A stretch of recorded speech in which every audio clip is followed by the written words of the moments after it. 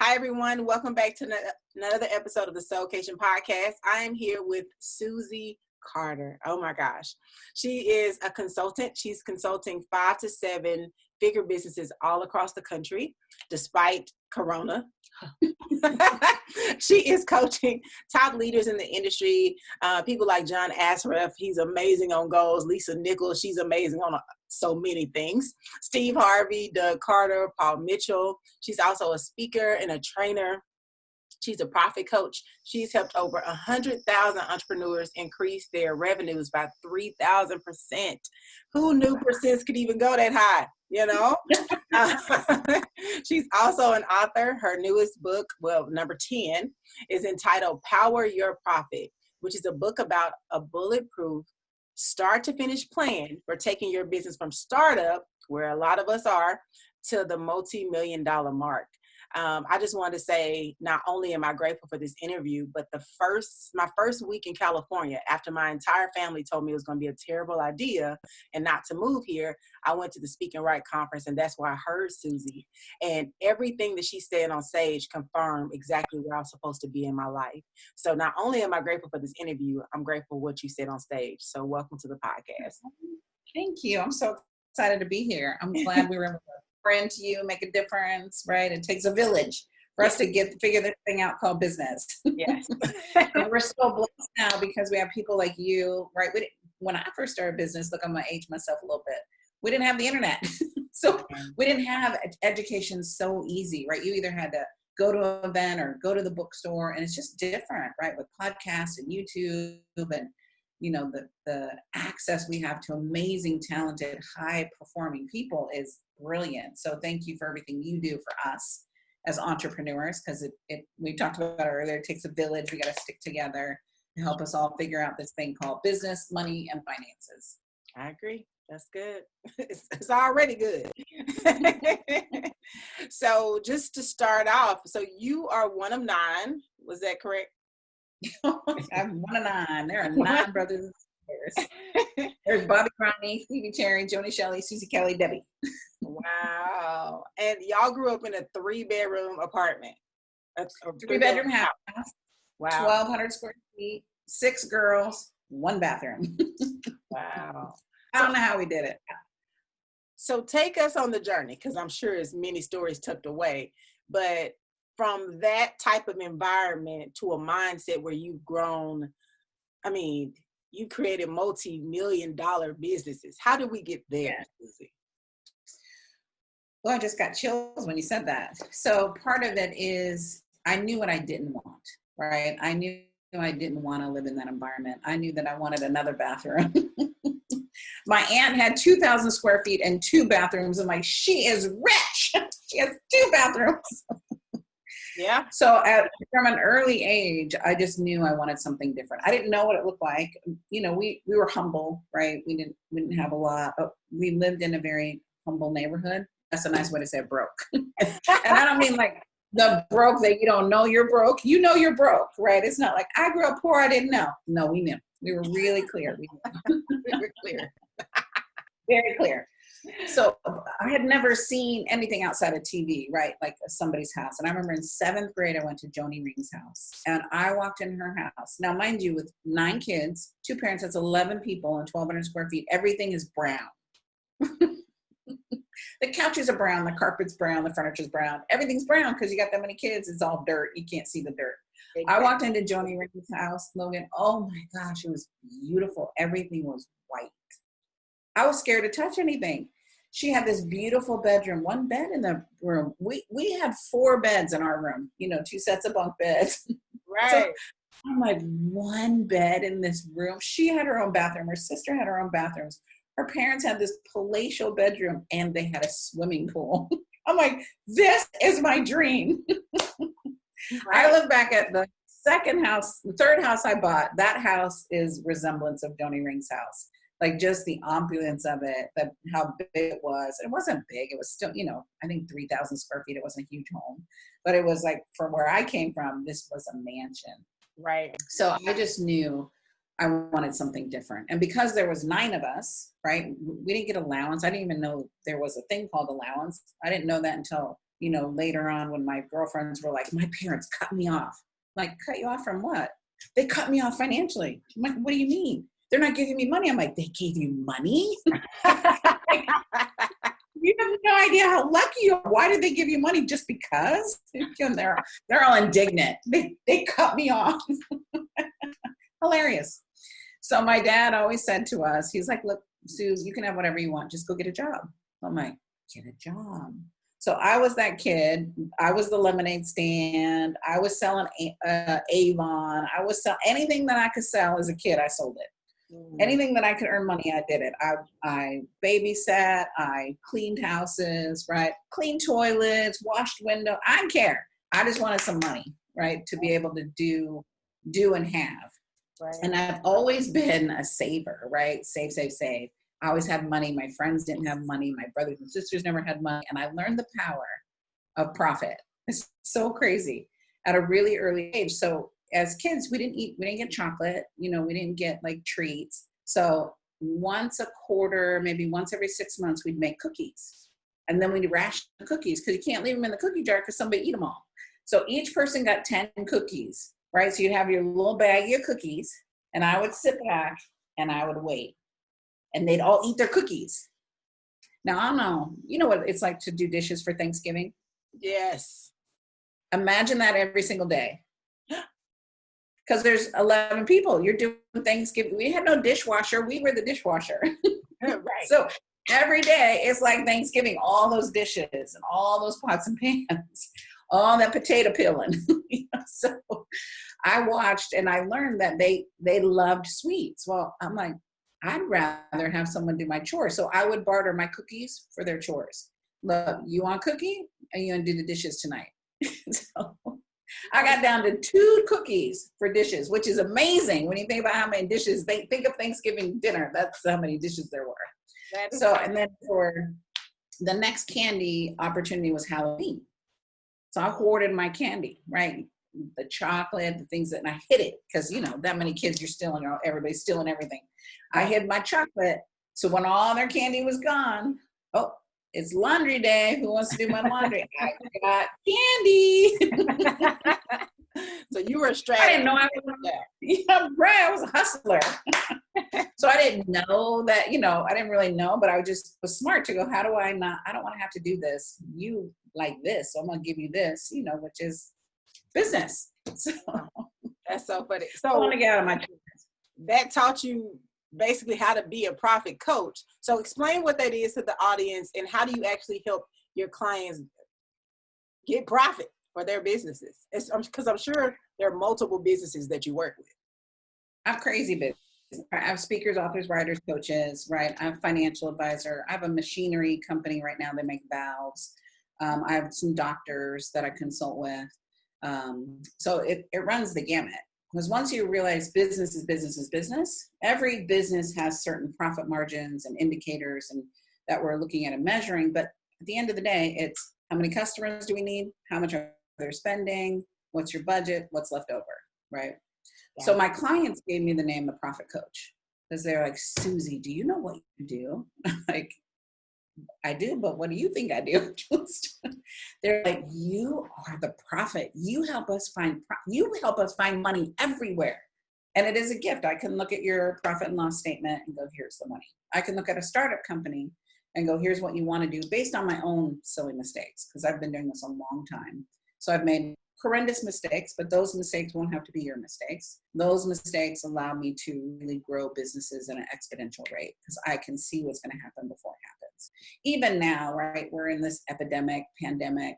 Well, let's look at how do we use it to shift? How do we use it to pivot our business? How do we use it to look at what am I missing in my business right now? Where's the money I'm leaving on the table? So being creative. So when you start looking at the number one reason why most businesses are failing is their pricing model is jacked up, right? They don't know how to create a pricing model. We all make it up, right? Well, yeah. How much do you charge, Logan? How much do you charge, Susie? How much do you charge, Betty? Okay, I'm going to charge this. Right. And the reality is that has nothing to do, even if you're doing it, because we call that market research. That's the sexy title. But even if you're doing it up against the John Astroffs and Lisa Nichols, do you know that their business is profitable? Because their business could be just as dysfunctional, right? And your business. They just are managing more zeros, and I've coached a lot of wealthy people managing a lot of zeros. And the only thing that's different is their mindset, right? And how many zeros that they're managing. It's still dysfunctional. They're still going through what they're going through. It's not easy. It's just different, right? So I have a client that she does $15 million a year and she spends $15,500,000. So we're not making money. She's still losing money, just like the $100,000 a year person still losing money, right? So she's just managing a whole lot more zeros. Her stress level is a whole, through the roof.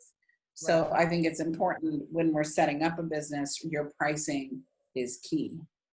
88% of small businesses are making less than $100,000 a year. That's ridiculous. Go get a job for less than $100,000 a year. That's gross.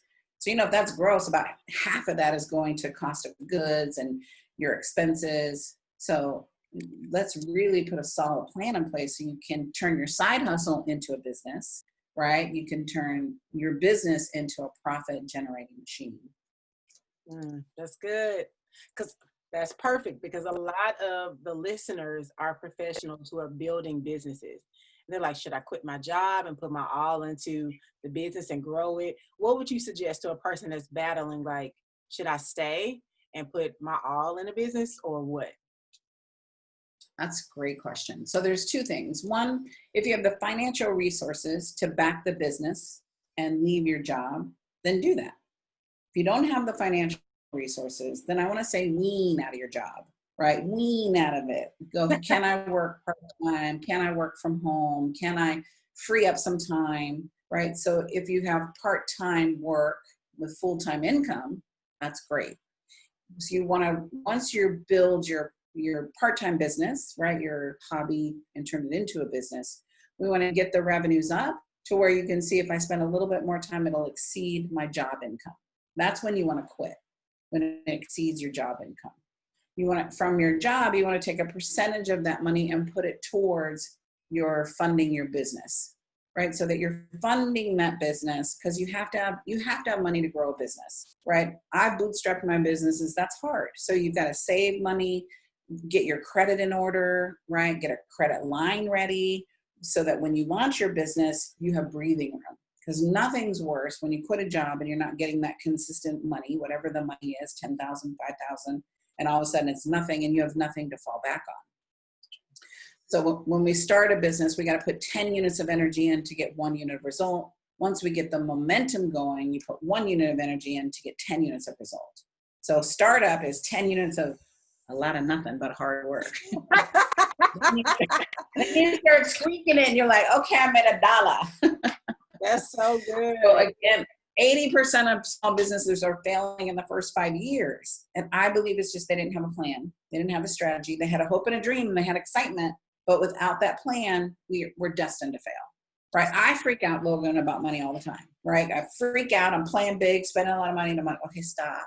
What's my plan say? So I pull up my financial plan. I look at it. I'm like, oh, I said I would be losing money right now. Or I said my sales would dip right now. Or, oh, next month, this is going to cover the next 2 months. Whatever my strategy is, those are my strategies, right? But then I can breathe and remind myself of this is where we're at. The plan just allows you to have calm, peace. It allows you to have what you say, your freedom, your purpose, right? Your peace and self-love, because I have a plan. I don't have to beat myself up. I'm not doing enough. I'm not working hard enough. I'm not, or the people in your community, right? Because some people are with a spouse, significant other that's not supporting them. Well, if you show them your plan, here's the plan.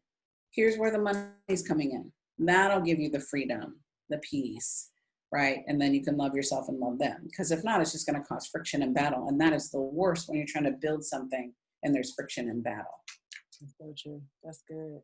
And it's so interesting how you write the plan, but you don't look at it again. Right. Most people don't. They're like, I'll say, how many people have a business plan? They raise their hand. A lot of them raise their hand. How many of you use it? Oh, the hands go down. Oh, no. But I got one. I got one in the drawer.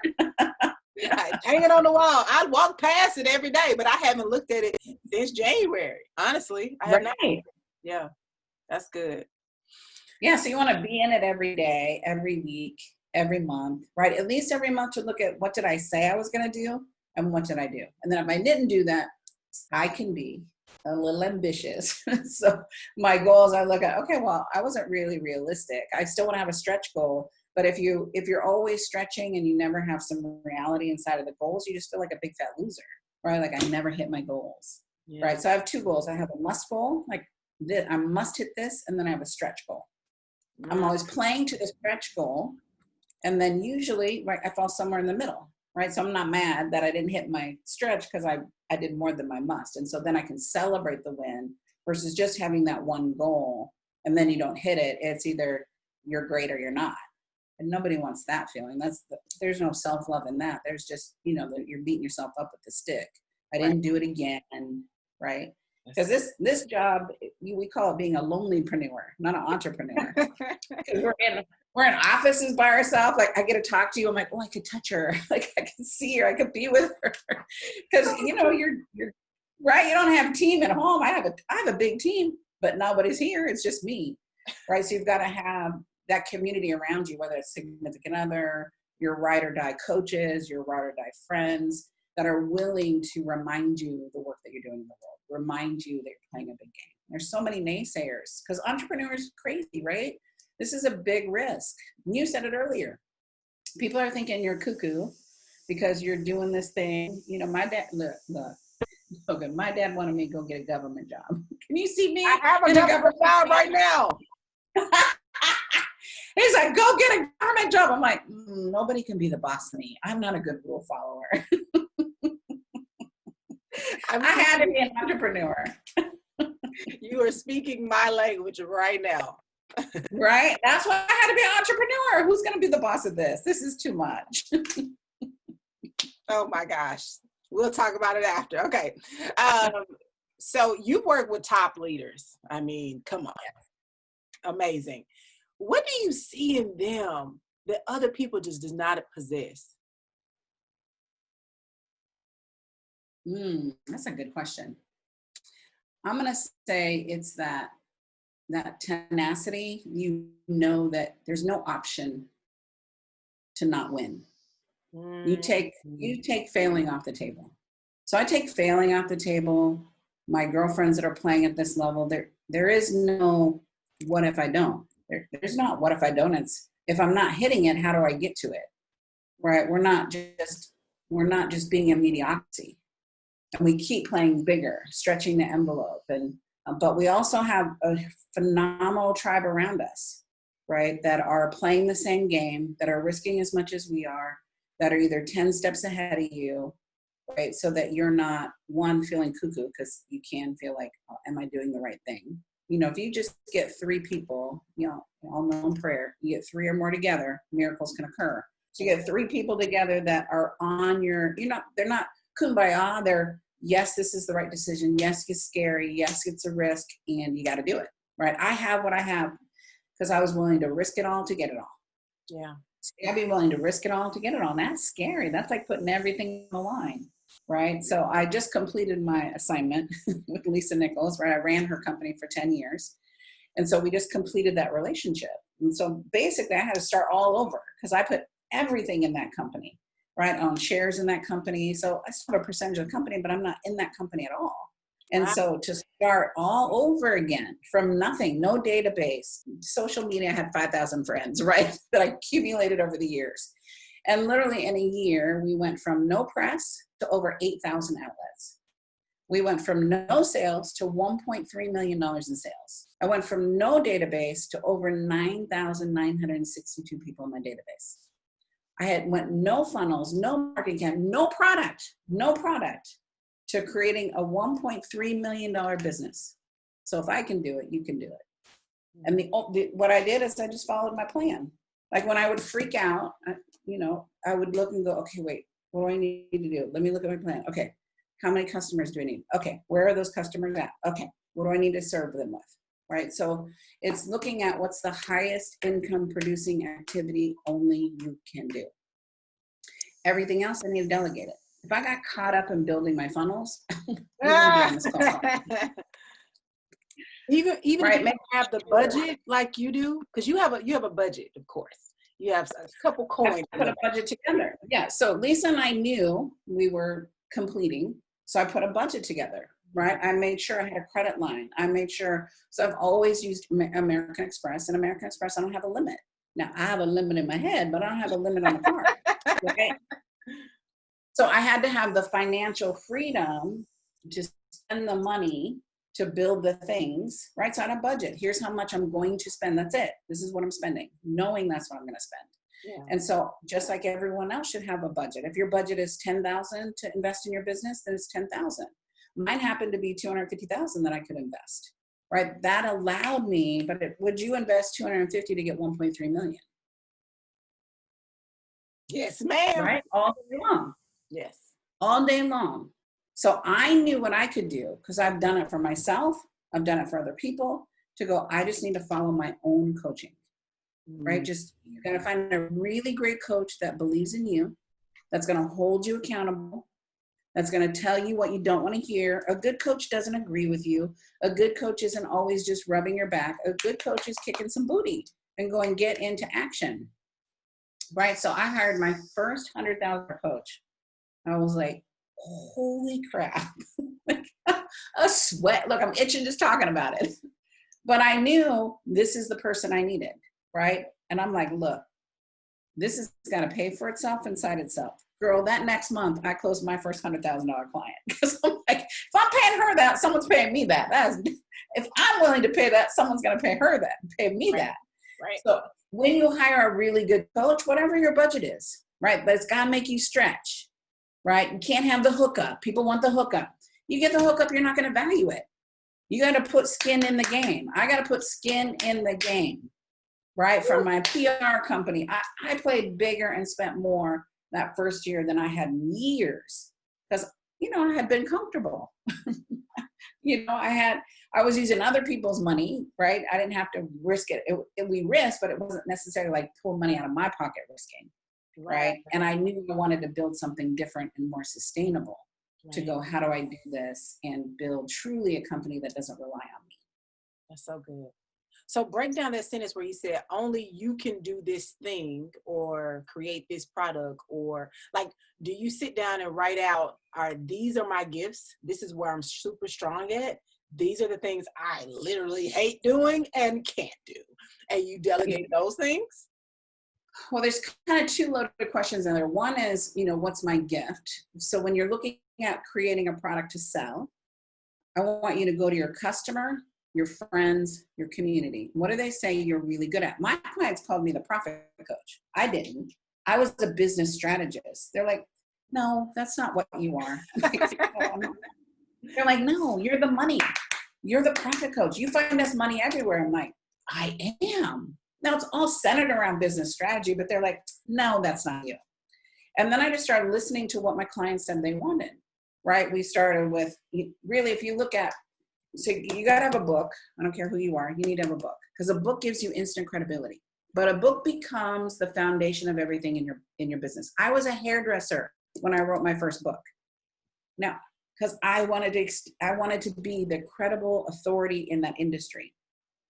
From the book, you create courses. This is just the manuscript for your online courses. This is the manuscript for your group coaching. This is the manuscript for, a larger program, a mastermind program. It becomes the manuscript for everything you do, or it becomes a really sexy business card.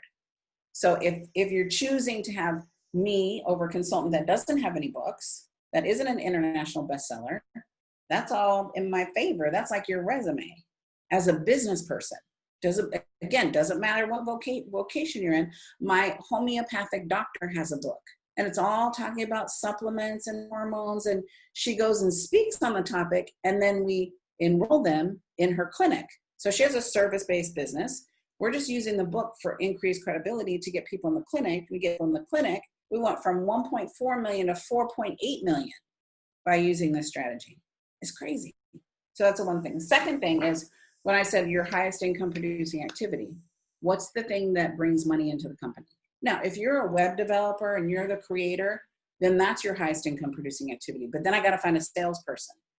You selling, if that knocks you out, if that you got to go to bed after you have a phone call, that's not your highest income producing activity. We have to find someone that does not get taken out by a phone call or talking to strangers. And, you know, you go to a party, stranger danger. It's like, you're not the salesperson. You know what I'm talking about, because we're entrepreneurs. What you're talking about. Because we've had to do it. Right? And now that I know better, I'm like, don't do that. Let's find somebody to help you. Help me help you. Yes. Yes. Because if your true gift is being, you know, the technician, then we've got to find somebody else that can be the agent, the salesperson, so that you can keep making magic. We'll make way more money doing that than trying to teach you how to be a salesperson, if that's not your gift. That's very true. You know, your emails, your admin, I have to catch myself and go, why am I doing this? Let me text my assistant. Can you please do this? That's very so true. crazy. It's time. It's wasted time. And especially since this audience is 40 hours guaranteed to somebody else anyway. That's gone, you know? So you got 165 more hours outside of sleeping and cooking and prepping for the week and going to the gym. You're down to 20 hours of hardcore business, putting time into your, I had to sit and calculate how much time I really had. I'm like, that's a good statistic. So it's 164 hours for what? A month? No, what's the 164 hours? A week. So it would be 165 hours left outside of family relationships. You probably get a good 20 to 25 hours if you're not, you know, doing other stuff to work on your business. Right. That's it. Right. If you're not distracted. Right. That part. I'm going to do some sales calls. I'm going to do some laundry. I'm going to write my business plan. I'm going to walk the dog. Right. Exactly. What is a good last question for, what didn't I ask you, or what would you want to leave the audience with? Like, you just feel like this audience needs to hear this. What would you say? That sometimes your life work isn't your job. And sometimes your life's work is your job. So when I first started, my life's work shifted. Then I wanted to make a difference in people's lives. But then my job allowed me to do my life's work until my life's work was able to bring up the revenue to release the job. Right? So don't beat yourself up. Have some grace. This is a process, right? And everything you're learning in your job is preparing you to be a business owner. I want you to go into that office and look with different lenses. If you're in a large corporation, how are they doing multi-million-dollar projects? How are they running projects? Who's doing what? How are they doing project management? Project management is a huge part of our job. Nobody tells us that. If you've got some money, then somebody else can manage it. But if you don't manage your projects, things fall through the cracks. So look at what are the gifts that you're learning. Be that humble student to go, oh, I could use that in my business, whatever my business is going to be. And then only do what you love. Only do what you love. When you do what you love, the money will come. Yeah. Right. So I'm not going to, I can make a lot of money, but if I don't love it, then it's not worth the cost of my health, my aliveness, my joy, my peace, my freedom, right? It's just not worth it. All money's not good money.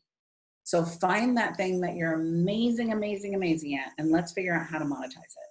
Hire yourself a really great coach. You know, there are coaches that have you look at what's your purpose, what's your journey, right? There's coaches like me, strategic development, business development. So look at who's that person that I need, and always have a coach in your corner, always. Don't try to do it alone. That's not working smart. That's working way too hard. The money that you can save by hiring us will save you time, money, give you freedom, peace, and a newfound purpose. Amen. That is good, Susie Carter. That is so good. Thank you so much for coming on the SOULKATION podcast. I already know this episode is about to go live. Like, it's about to be everything. I can't wait to hear the feedback. So thank you so much. You're welcome. So if you want to find me, you can find me by my name, Susie Carter, C-A-R-D as in dollar, E-R. That's my social media, that you find me anywhere so I can support you and really pour back into you and make you the next 1% in the industry. Amen. And I'm going to share all your links. Make sure you all go follow her on YouTube right now and catch all her videos that's up right now. They are amazing. Thank you. I appreciate it. Thank you. Thank you for your service. Thank you for your time. I appreciate you. Thank you. See Have you a all blessed day. Thank you. See you all on the next episode of the SOULKATION podcast. We'll talk soon.